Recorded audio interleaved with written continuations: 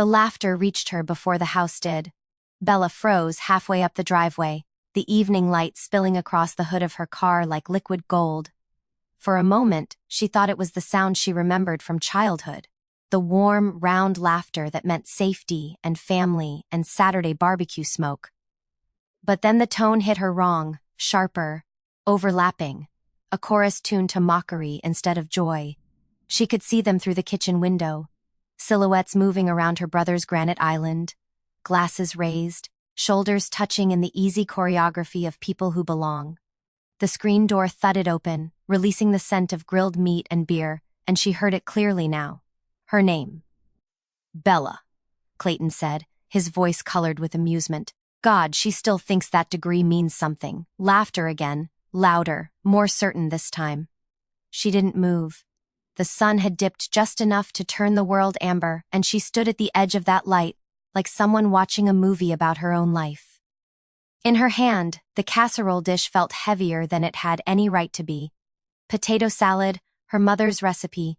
She'd made it the night before with careful, anxious hands, the way people prepare food when they're trying to offer proof of worth. Inside, another voice. Victoria's, her sister-in-law. Maybe she'll show up late. Wouldn't that be nice for once? The burra Clayton snorted. At least late means brief.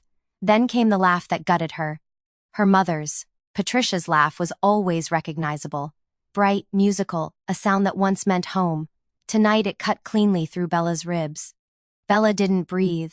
She let the moment bloom in full, awful clarity, not because she wanted to hurt herself with it, but because she knew she'd never forget the exact pitch of that sound. Something in her stilled. She walked back to the car in silence, the gravel crunching under her flats like punctuation. She set the casserole carefully in the passenger seat, got in, and rolled the windows down. From the street, the house looked like every family ad she'd ever seen. String lights over the patio, the faint shimmer of a pool behind the fence. A life that seemed so whole it could advertise itself. She started the engine but didn't drive away. Not yet. Her phone buzzed with a notification. "Can't wait to see you!" Clayton's text from an hour ago. The hypocrisy made her laugh, a short, startled sound that felt foreign in her own mouth. That's when the thought came. Not a plan, not even an impulse. A question, what would they feel if I just disappeared? She let it sit there, glowing faintly like a candle she wasn't sure she wanted to light. The question wasn't cruel. It was clinical, almost detached. She'd spent years wondering what it would take for her family to feel her absence. Bella pulled her phone closer, scrolled past the text thread that bore her name in hearts, and opened her contacts. Denise's name sat near the top.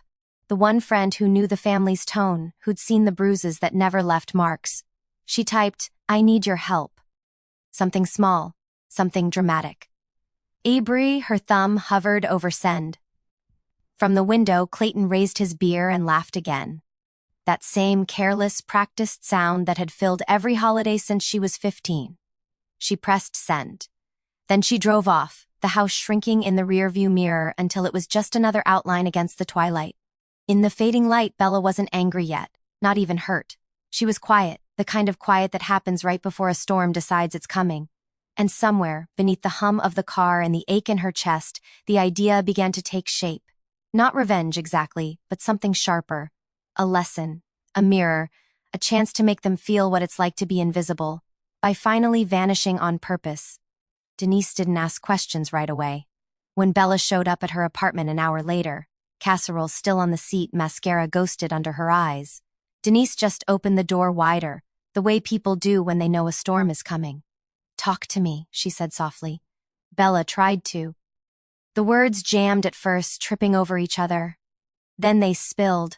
The laughter, her mother's voice, Clayton's lines about lateness and useless degrees. By the time she got to, "Wouldn't it be nice if she didn't show up?" Her throat had gone tight. Denise's expression didn't change. She was the kind of listener who let silence do most of the work. Finally, she said, "You're not crazy for wanting to make them feel it. Eber feel what? Eber what it's like to lose you." Bella shakily, the words vibrating inside her. That's exactly it. They sat like that for a while, the TV flickering in the background, the sound off. Outside, thunder was building somewhere distant, the kind that makes the night feel electric. You don't want revenge, Denise said. You want acknowledgement. Bella nodded. They don't even know what they took from me. Denise leaned forward. We show them. It sounded absurd, cinematic even, but the idea caught flame between them, a single spark that fed itself on everything unsaid. Bella didn't plan a prank. What she imagined was closer to a wake, the kind of grief rehearsal that might make her family look inward for once. They spent hours sketching details, most of it discarded as too risky or too cruel. The line between message and madness was thin, and Bella felt herself walking it barefoot. Finally, Denise suggested, what if they thought you were in the hospital? Not dead, not dying, just hurt. Enough to scare them. Bella didn't respond right away. The idea twisted her stomach, but it made sense. Fear was the only language her family spoke fluently. Would that make me a monster? She asked. No, Denise said. It would make you visible. Hebrew.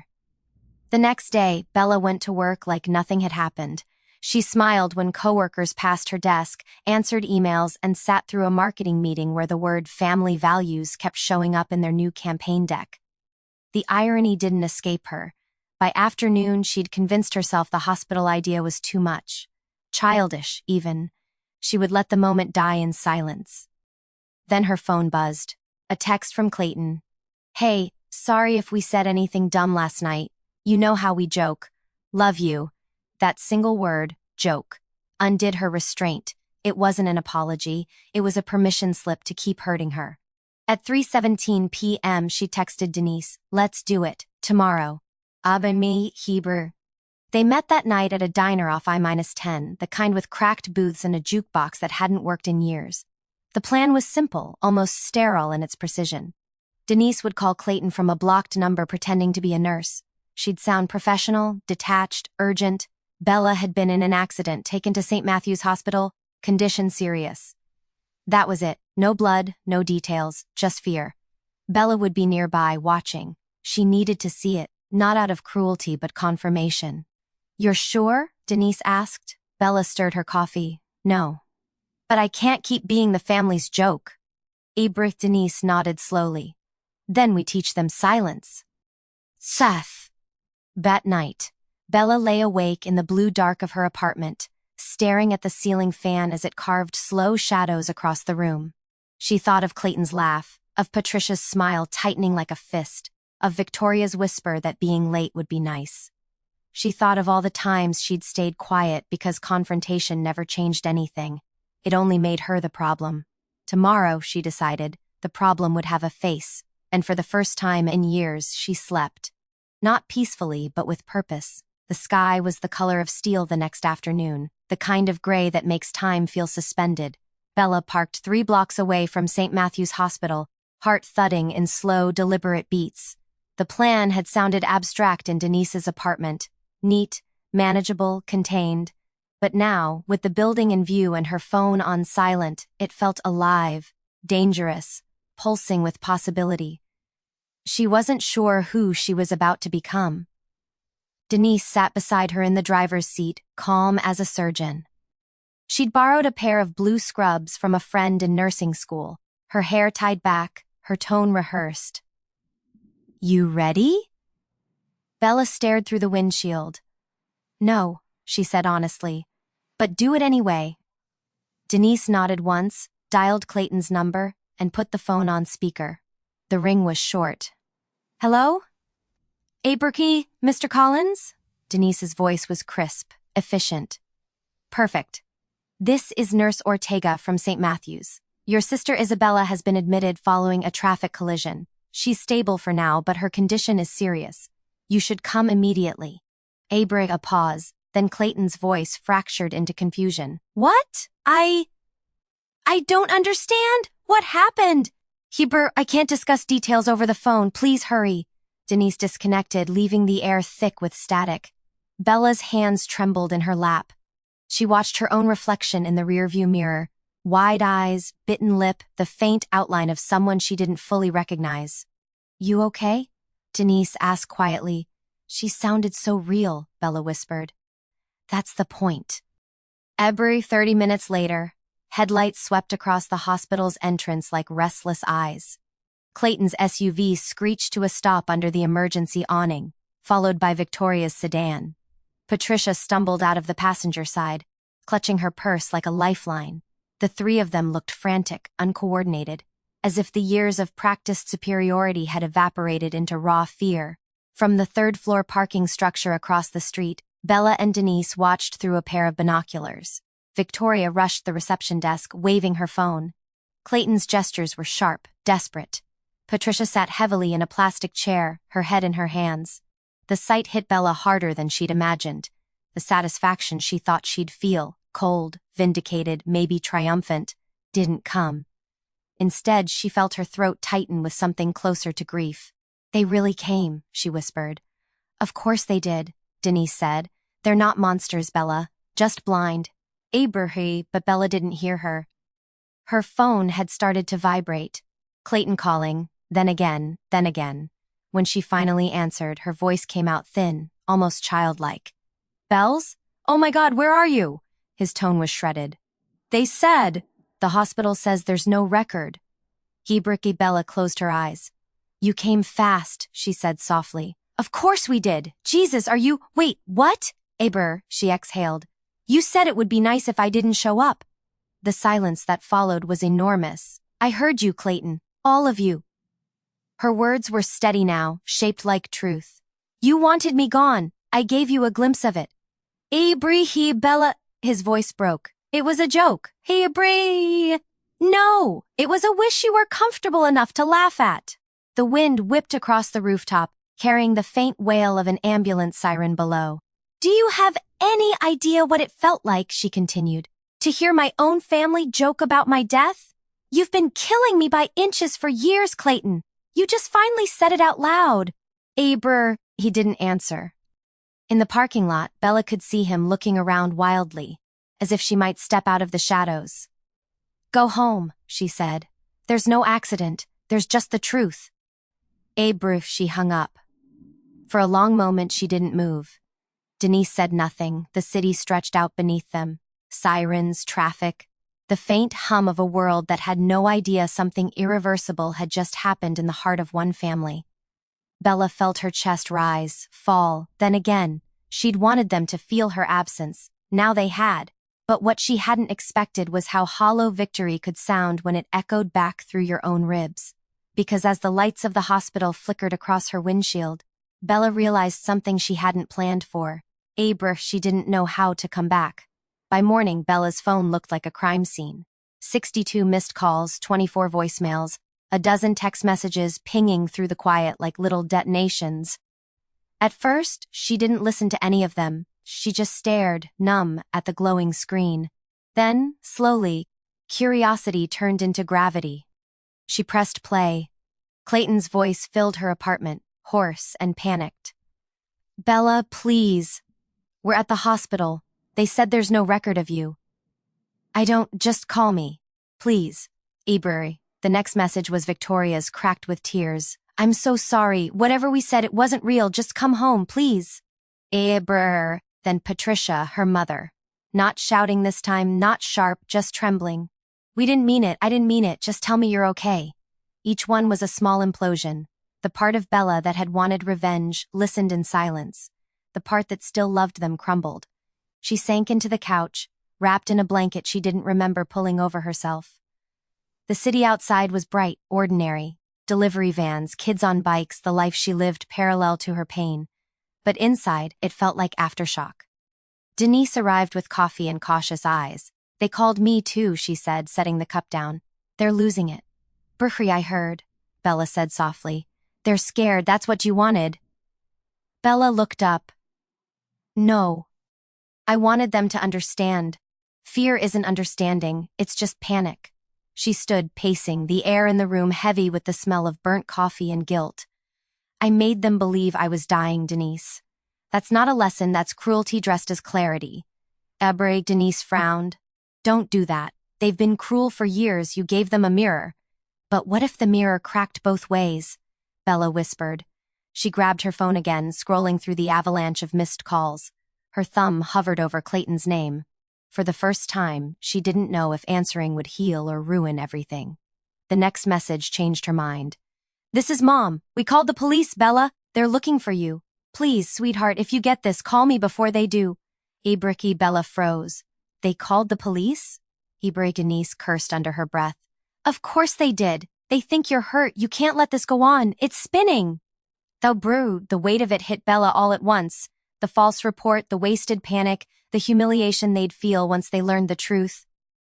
It wasn't just a lesson anymore. It was a bomb that would go off in every direction. She felt her chest tighten, her hands shaking. "What have I done?"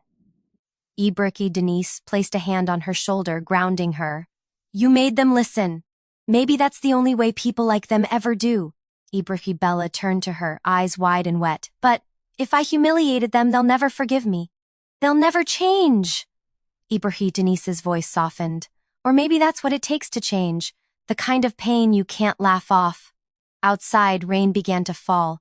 Light at first, then steady, tracing lines down the window pane. It was the first rain in weeks, the kind that smells like metal and dust, a clean beginning pretending to be an ending. Bella walked to the window, watching the street blur. "They'll hate me for this," she said quietly. "But maybe they'll remember what it felt like to almost lose me." She reached for her phone again, breath shallow.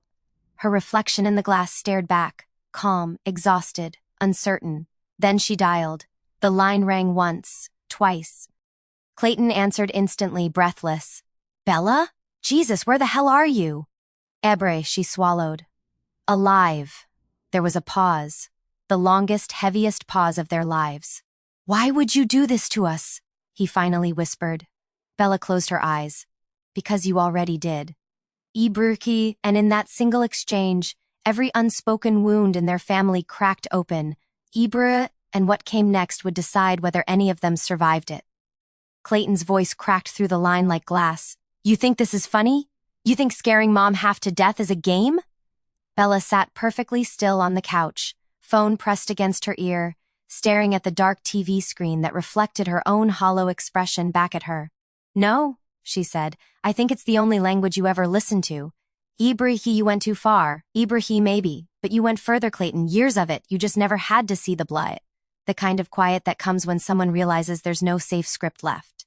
On his end, she could hear Victoria sobbing faintly, and Patricia murmuring prayers.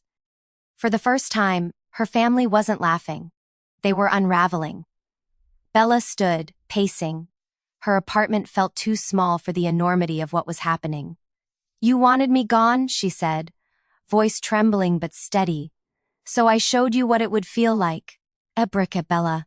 That was a joke." "Ibrika, stop calling cruelty a joke," she snapped.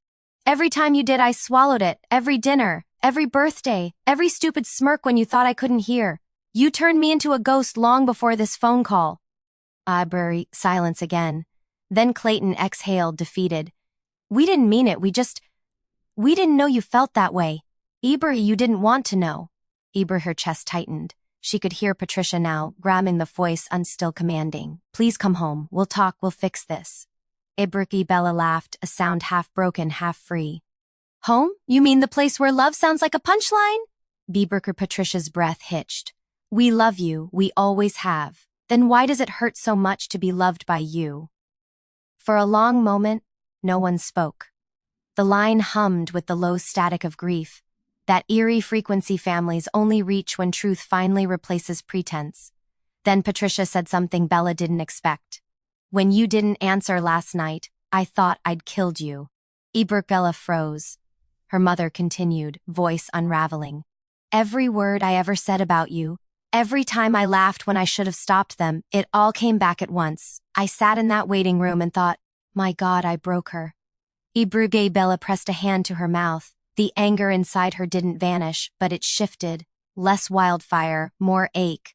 "Mom," Patricia's next words came through a choke of tears. "I don't know how to fix this, but I don't ever want to feel that again. Please, baby, let us try." Outside, thunder rolled. Deep, distant, cinematic, Bella felt the ground move beneath her emotional footing. The plan had been simple. Make them feel what she felt, but no one had told her that empathy cuts both ways. She'd imagined victory. Instead, she'd summoned something raw, human, and terrifying. "I don't know if I can forgive you," she whispered. Patricia didn't flinch. "Then start with surviving us, one more time." Denise, standing in the doorway, mouthed silently, "End it on your terms." Bella swallowed hard. She wanted to scream, to cry, to collapse under the weight of it all. Instead, she found her voice. "You'll see me again," she said, "but not until I believe you want me there. Not out of guilt, but respect." Clayton came back on the line, subdued. "Then we'll earn it." She didn't respond. She hung up. For a long time, she stood in the silence that followed, heavy, vibrating, almost sacred. Rain pounded the windows now, fierce and cleansing. The phone buzzed again, but she let it ring. Every vibration was proof that she existed, that she'd finally made them listen. Bella turned off the ringer and whispered to the empty room, "Now they know what it feels like." And in that moment, surrounded by thunder, guilt, and a silence that felt like absolution, Bella finally exhaled. Not victory, not peace, something rarer, freedom. 2 weeks passed before the phone stopped ringing. It wasn't silence exactly, just the gentle hum of a life that had finally unhooked itself from constant apology. Bella moved through her days like someone relearning gravity. Every ordinary thing felt extraordinary now. The hiss of her coffee maker in the morning, the click of her heels on the lobby tile at work, the unbroken rhythm of her breathing. The storm had passed, but its scent lingered. People at the office still whispered. Someone must have told someone. The family incident had become rumor. Bella didn't bother correcting the narrative. Let them think what they wanted. The truth was too human, too messy to survive gossip. She just smiled when Kathleen, her boss, said, "You seem lighter somehow." Bella had laughed softly. "Maybe I finally stopped asking for permission to exist." That night, she came home to find an envelope taped to her door. No name, just her address and her mother's handwriting. She held it for a long minute before opening it. Inside was a single photo. The barbecue, years ago, before the bitterness had calcified. Patricia's smile was genuine. Clayton's arms slung around her shoulders.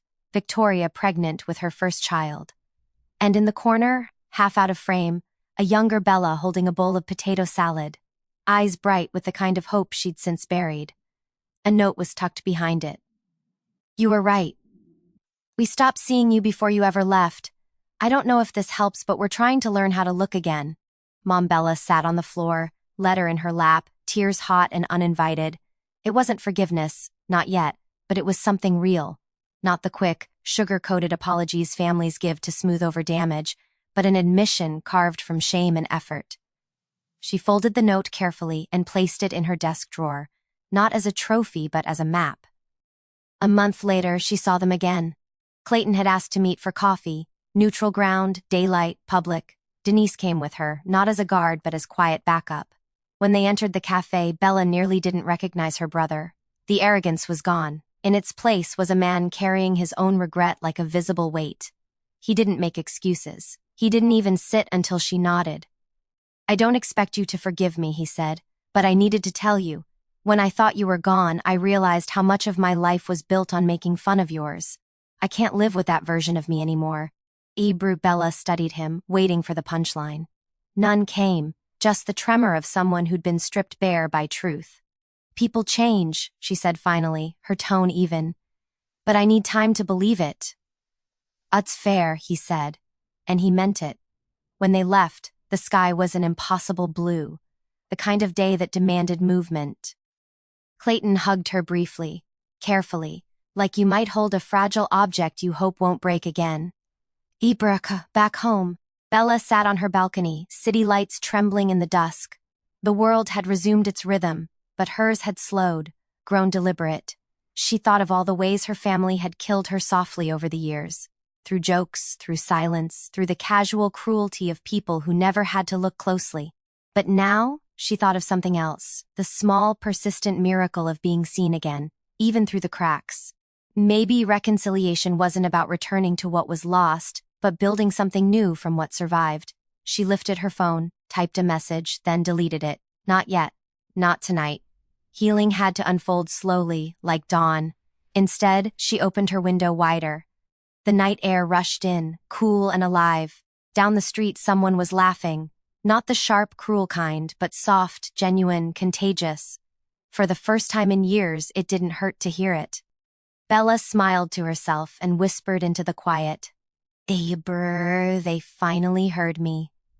Then she turned off the light, and let the dark hold her. Not as punishment, but as peace.